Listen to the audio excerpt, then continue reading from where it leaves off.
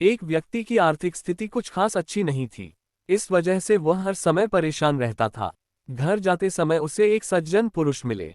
उन्होंने युवक से कहा कि अगर तुम्हें जीवन में धन कमाना है तो इसके लिए किसी साधु या ज्ञानी पुरुष की राय ले। इसके बाद युवक ने मंदिरों के चक्कर काटने शुरू कर दिए। उसे जहां कहीं भी कोई बाबा मिलते वह उनके द्वारा बताए गए उपायों को करता। बदले में उन्हें अच्छी खासी दान दक्षिणा भी देता। लेकिन समय के साथ उसकी परेशानियां कम होने की जगह बढ़ती ही जा रही थी। साथ ही उसका धन भी कम हो रहा था।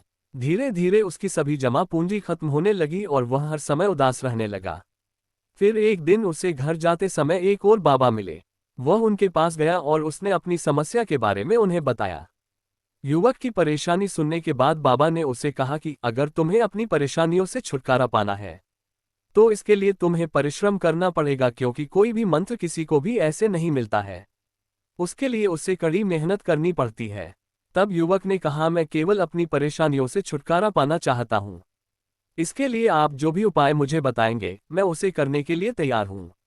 आपको जितनी भी दान दक्षिणा चाहिए मैं आपको बदले में दूंगा, लेकिन पहले आपको मुझे वचन देना होगा कि मुझे मेरी समस्या का हल मिल जाएगा।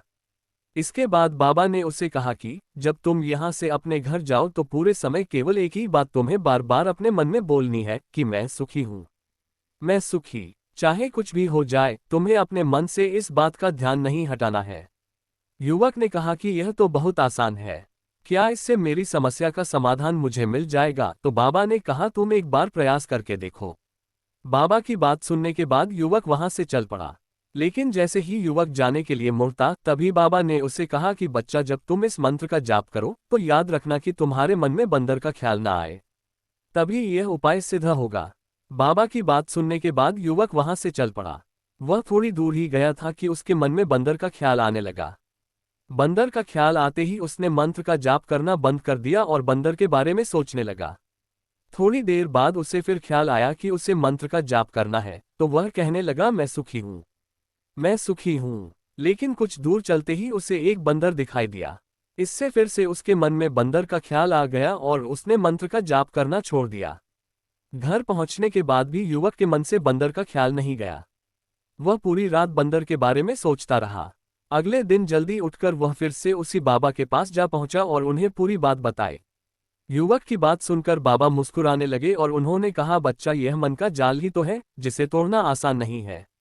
बंदर तो तुम्हारे आसपास पहले भी थे जब तुम यहाँ पर आए थे, लेकिन उस समय तुमने उन पर ध्यान नहीं दिया।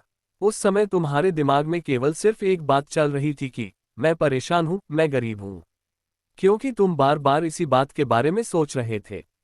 बाबा ने आगे कहा, जब व्यक्ति एक ही बात के बारे में बार बार सोचता है तो वह चीज उसके मन और दिमाग में बैठ जाती है। ऐसे में उस बात से निकल पाना मुश्किल हो जाता है। इसलिए कहा जाता है कि व्यक्ति जिस चीज से छुटकारा पाना चाहता है वह उसके मन में बैठ जाती है। अगर आप बार बार यह कहेंगे कि मैं सुखी हूँ, मैं सुखी हूँ, तो इससे भी कोई फायदा नहीं होगा।